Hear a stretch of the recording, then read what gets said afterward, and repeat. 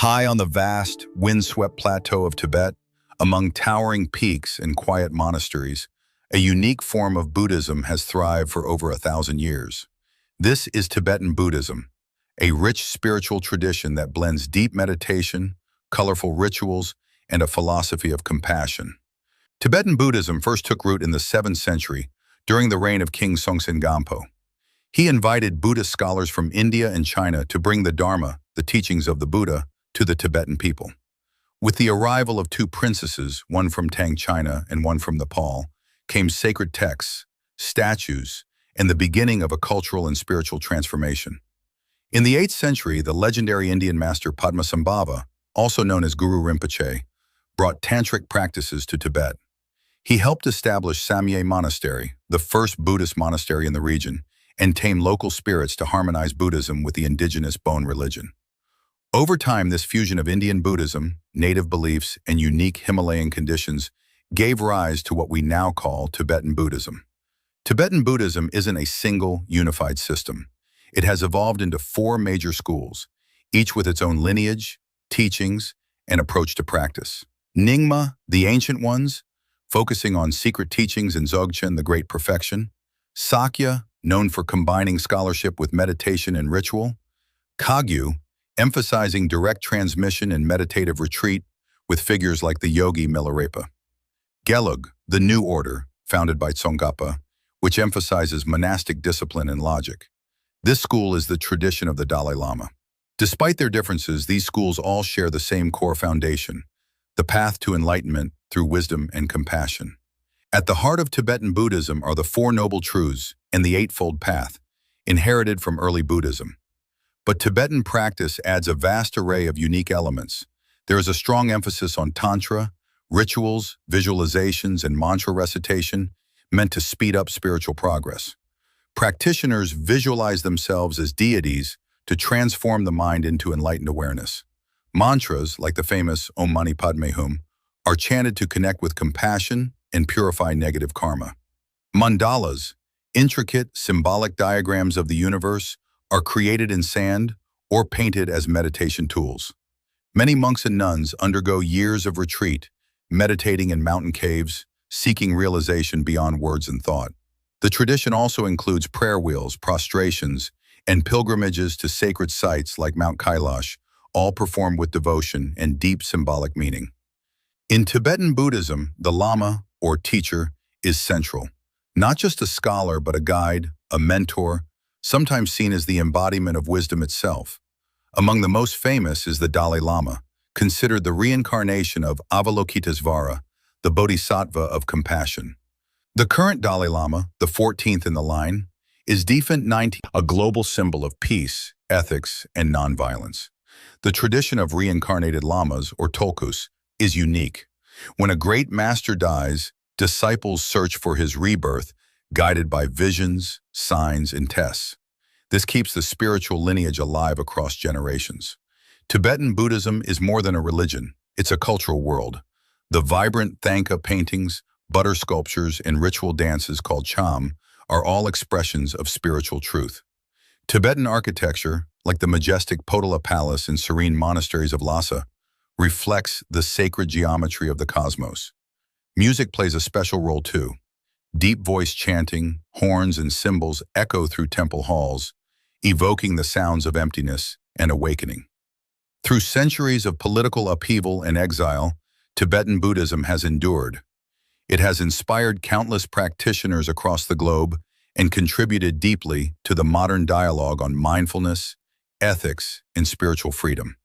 Today, Tibetan Buddhism stands not only as a religious path, but as a living philosophy, inviting us to explore the nature of mind, embrace impermanence, and cultivate compassion.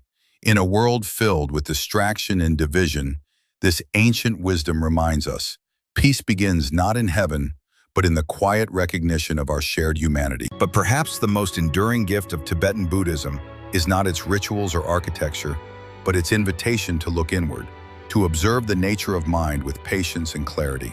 In Tibetan thought, the mind is like a lake, turbulent on the surface, but still and clear in its depths. When we sit in meditation, chant a mantra, or walk clockwise around a sacred stupa, We are not performing empty traditions. We are slowly stilling the surface. We are learning to see reality not through the lens of ego, but through the eye of wisdom. The teachings of Tibetan masters urge us to go beyond the illusion of separateness. All beings seek happiness and wish to avoid suffering. In this fundamental truth, we are one. That's why Tibetan Buddhism emphasizes compassion, not as a passive feeling, but as an active practice. True compassion, they say, is fierce and brave. It dares to stay present with pain, both our own and that of others, without turning away. It is no coincidence that the word for enlightenment in Tibetan is Jangchub, which also means complete awakening. To awaken is not to escape the world, but to be fully awake within it, calm, wise, and engaged. In recent decades, many Western scientists and psychologists have turned to Tibetan Buddhist practices to explore the effects of mindfulness, compassion training, and neuroplasticity. Ancient wisdom is meeting modern science, and the results are striking. Lower stress, deeper empathy, greater mental resilience. This global interest is not a trend, it is a response to the growing hunger for meaning in a world of noise. In that sense, Tibetan Buddhism is not just a Himalayan tradition, it is a human tradition. Whether in the snowy mountains of Ladakh or the quiet corners of New York City meditation centers, its heartbeat is the same. The call is the same. Wake up, open your heart, walk gently on this earth. In the swirl of modern life, where speed is worship, silence is rare, and attention is fractured, Tibetan Buddhism offers something radically different: stillness, presence, and depth. Its chants are not for entertainment, they are medicine for the restless mind. Its temples are not tourist attractions, they are reminders of another way of being, one where patience is strength, humility is wisdom, and simplicity is a form of beauty. For over 1,000 years, Tibetan practitioners have asked the same questions we ask today. Who am I beneath the roles I play? Why is suffering so persistent? And is there a way to live that brings true peace, not only to myself, but to all sentient beings? Their answers do not lie in blind belief, but in experience. Tibetan Buddhism teaches, don't take anything on faith, test it, sit, breathe, observe. Truth is not imposed from outside. It is uncovered, layer by layer, through direct realization.